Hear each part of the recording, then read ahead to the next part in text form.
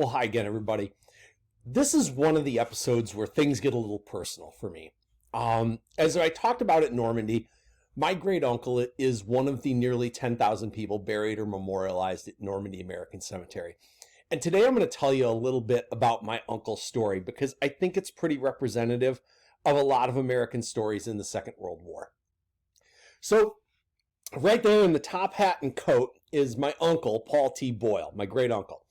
Uncle Paul was born in October of 1918 in Newcastle, Pennsylvania, which is about 45 minutes hour north of Pittsburgh.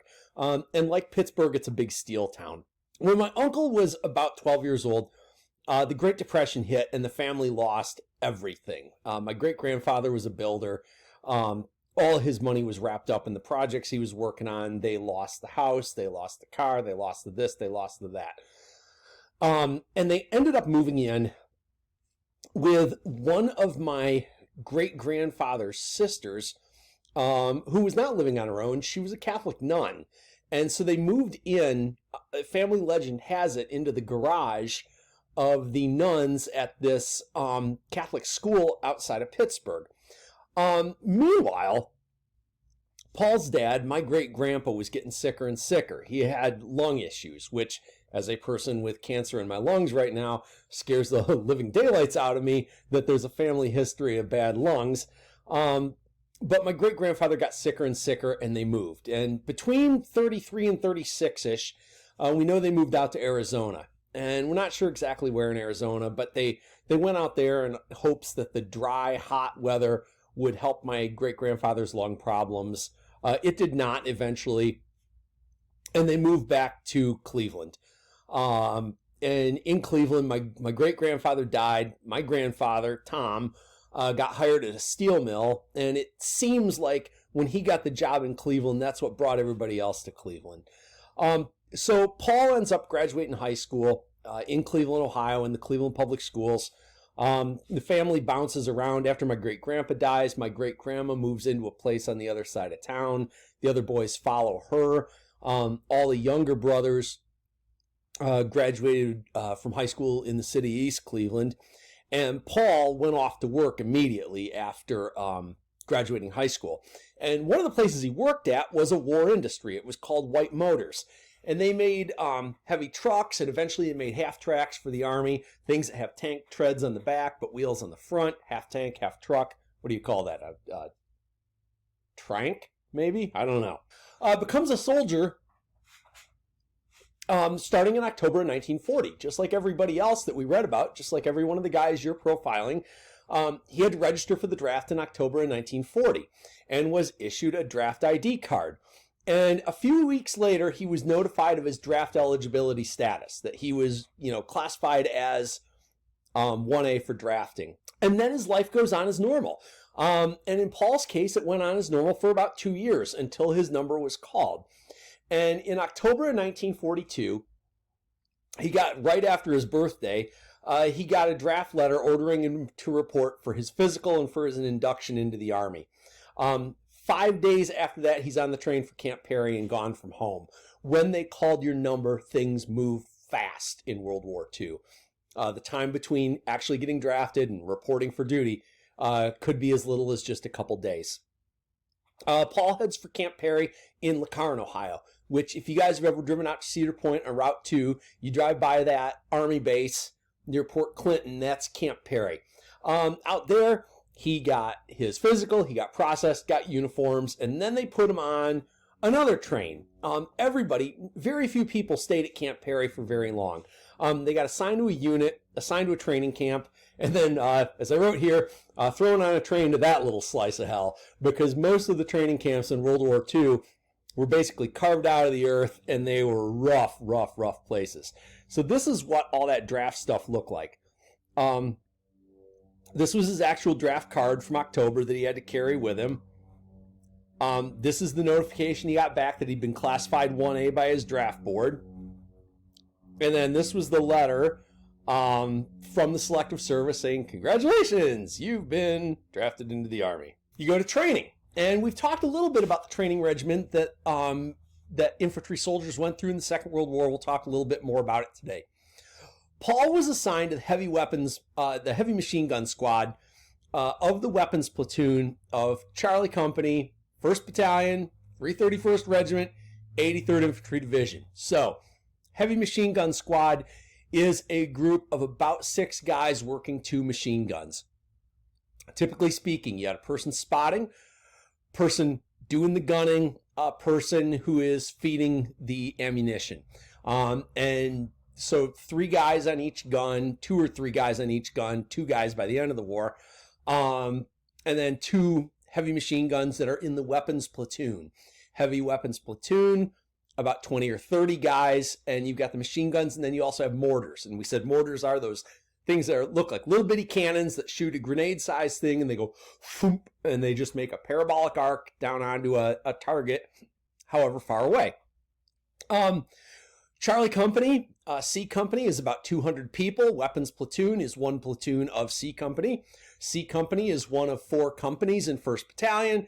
There are 3 battalions in the 331st Regiment. There are 3 regiments in the 83rd Division. So he's one of 6 guys in his squad. He's one of 20 or 30 guys in his platoon. He's one of 200 guys in Charlie Company, one of 5,000 guys in a regiment, one of 15,000 guys in a division. And all of those for the 83rd Infantry Division were forming at a place called Camp Atterbury, about an hour south of Indianapolis. They had 8 weeks of basic training. Paul was drafted sort of near the beginning of the war, so he got a long training period, whereas guys who were drafted in 1944, 6 to 8 weeks, good enough, throw you on a train. In Paul's case, he got trained for a long time. 8 weeks of basic training, then 10 weeks of unit training. And in that unit training, they learned how to fight together as a group. In basic, you learn how to fight as an individual and in small groups. In the unit training, they start figuring out, okay, here's where our platoon fits into the company and how our company fits into the plans of a battalion, and so on and so forth. After all that, they got trained further in something called the Tennessee Maneuvers. And Tennessee Maneuvers was basically a live war game in the western half of Tennessee. 4 infantry divisions, so that is all told about 60,000 soldiers, squared off against each other in these war games for 7 weeks. And they would be told, you have to capture this bridge across this river today. This unit is going to play defense. This unit's going to play offense. Do what you can. Figure out how you're going to do it. After that, nearly 2 months at Tennessee Maneuvers, the division marched from Tennessee all the way up to Camp Breckinridge in Kentucky, near Evansville, Indiana, for advanced training and a long wait.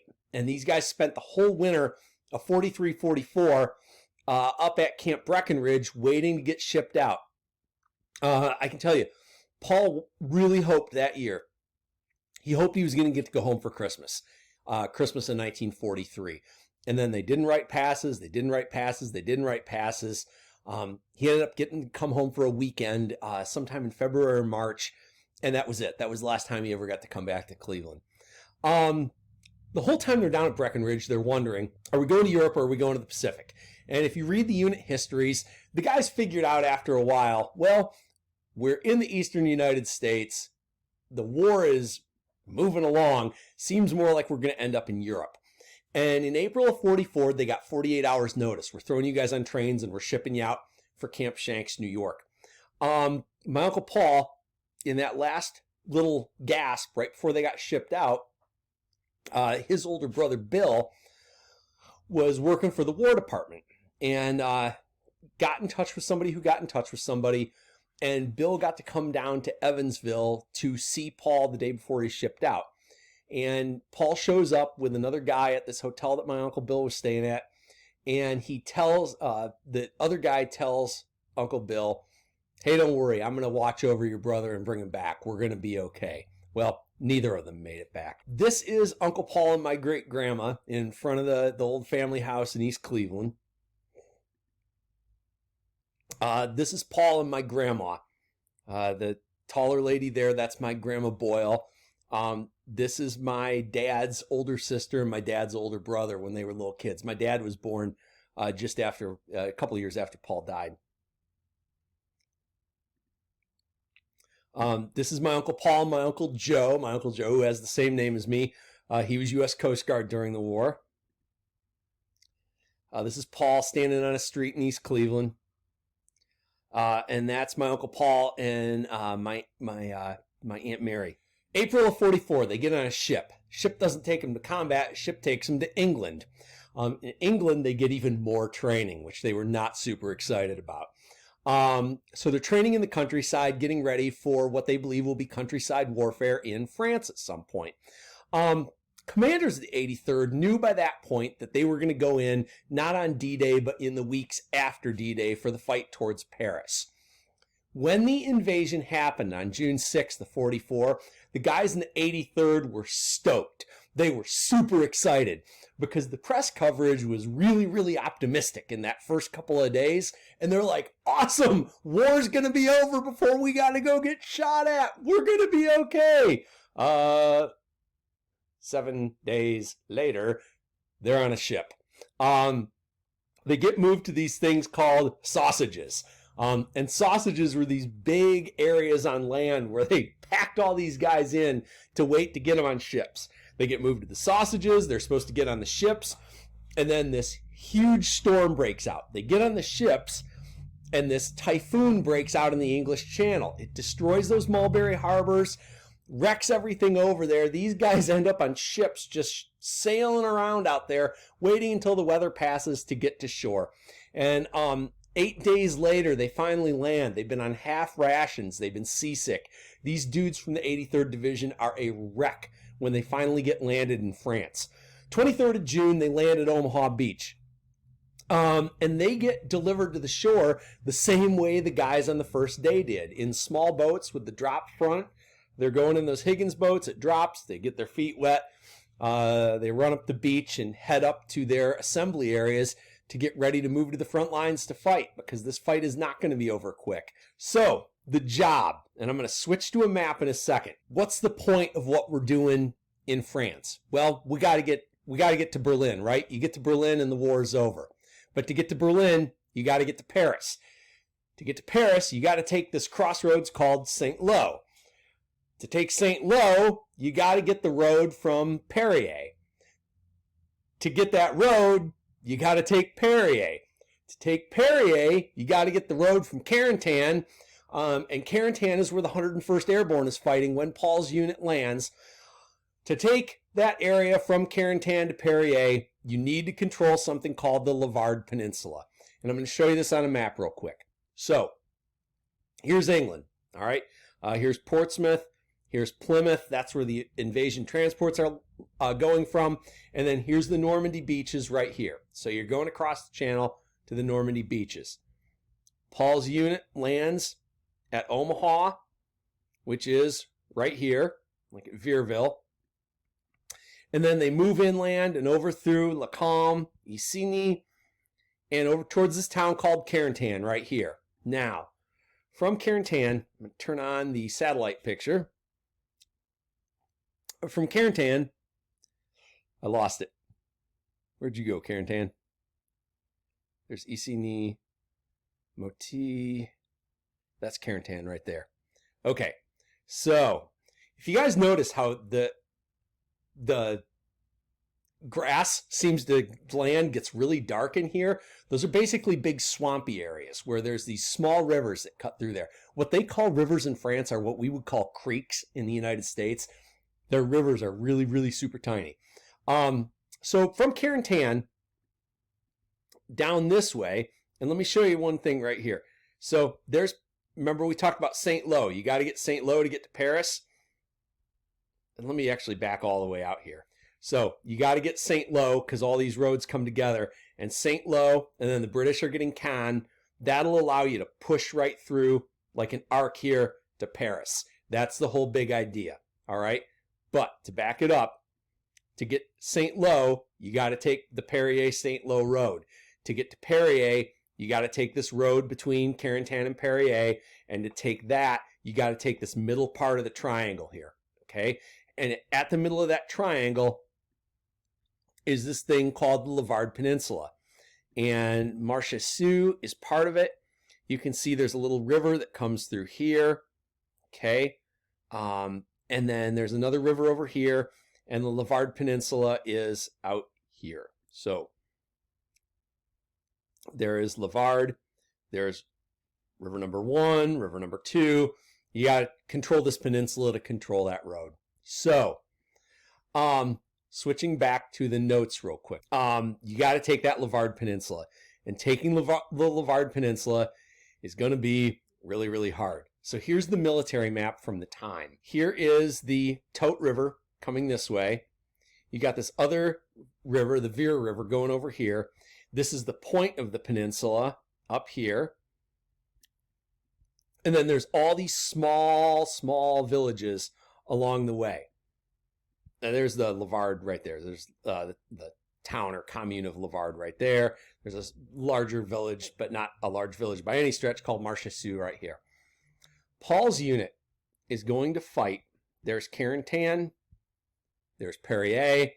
They're going to try to fight down this highway, but the fight down that highway is going to be bloody. So their commanders are going to say, let's get off the highway. Let's try to clear the side of the highway before we get the highway. So they're going to go off-road here, kind of, down towards this place called Auchet and over towards another place called Village de Saint. Here's the trouble, and this is why I'm spending all this time getting this and telling you my uncle's story. The trouble my uncle has is what I started alluding to in the video about Normandy and the Overlord operation. We had a real good idea about the beaches. We had a real good idea about the parachute drops. We had a real good idea that there were rivers going through there that were going to make it difficult. What we didn't know about were these things called hedgerows.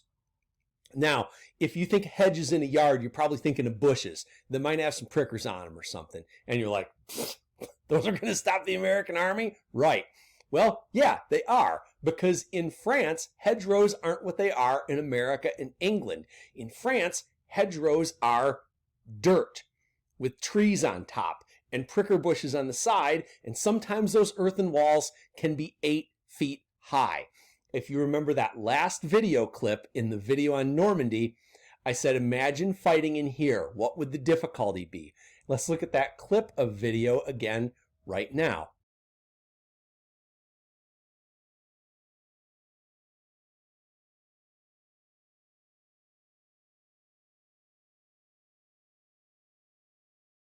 Okay, hopefully you have a little healthier appreciation now for what we're talking about with hedgerows. These aren't just bushes.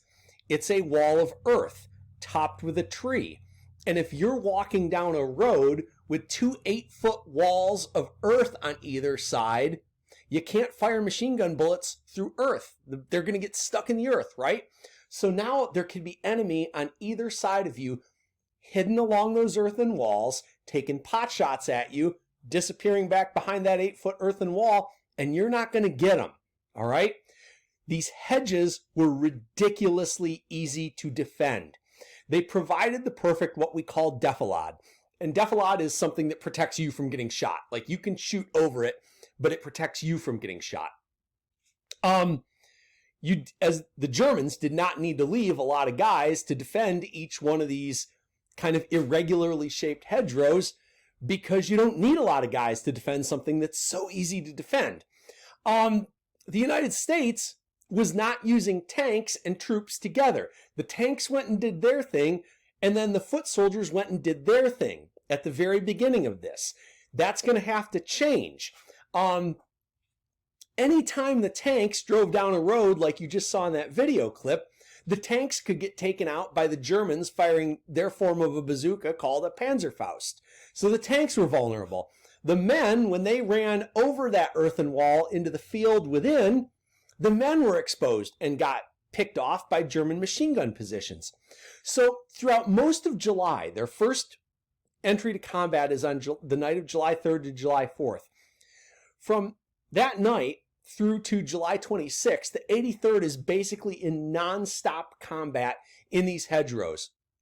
4th Division, 90th Division are also in similar situations. Their units, the subunits, the companies, are taking up to 110% casualties. What does that mean? Because you're like, 110% casualties, how can you have more than 100% casualties? Here's what it meant. It's basically like, if 10% of your unit gets wounded or killed every single day for 11 days and you get replacements, One way to think of it is that everybody was a casualty and then 10% of the replacements were casualties. That's how many men are getting killed and injured in hedgerow country. It's awful. How bad is it? When my uncle landed on Omaha Beach, he was a private. So many guys were getting killed every day that simply living was enough to get you promoted. Paul went from private to private first class to corporal to sergeant. If you were in a normal Army career, those promotions are going to take you 5 years, 6 years. He did it in less than 30 days because everybody else ahead of him was getting killed. I want to show you the maps again real quickly, and then I'm going to drop into video that I shot the 2 times I visited near where my uncle was killed in 2012 and 2015. And I'm going to tell you the rest of the story as you look at those videos. But first, I want you to get an appreciation for this land, okay? These are the hedgerows, and you guys can see them from above. Everywhere you see those dark lines, that's trees. And then you see that inside of those trees is a field. So when you're invading, if you wanted to invade from like, let's actually show you exactly where Paul went. Paul went from basically here at Le Canal to, shoot, hold on. I lost it. Where is Viage? Yeah. So Paul basically went from here to here. If you walk down these streets, down these lanes, these farm roads, the Germans are going to get you shooting from behind the tree line. If you go over the top of each one of these hedgerows, each one of these tree lines, they're waiting on the other tree line to shoot you. And just for scale here, you know, this is like a block, okay? So each one of these tree things is like less than a block. You get in, you get a bunch of guys hurt and killed, you got to take the next one now, where a bunch of guys are going to get shot. It was really one of the worst places you could possibly imagine fighting a war. And the yellow dot here marks exactly where my uncle was killed. And you'll see video of that spot when I got to visit right there in 2015. And we'll talk a little bit in those videos about kind of the ultimate irony of his death, that he died on the last day of the Battle of the Hedgerows. They broke out within 12 hours of his death. So I'm turning it over to myself in the videos to tell the rest of Paul's story. Notice how this looks like a normal cornfield in Ohio, and then you hit this hedgerow. When we get to the road and you look back at the hedgerow, look how tall it is in comparison to the people there. You're not going to shoot through that. This is near Moti, and this is that same hedgerow that I showed Miley walking down in the video you watched just a couple minutes ago. This is Miley and Jean-Paul walking between 2 hedgerows. Imagine a tank getting caught there. This is leaving Moti, and again, look at how tall that hedgerow is on the side. Anybody could be hidden in back behind there with any kind of bazooka or something to shoot out at an American tank coming down these roads. That's why you had to clear every field.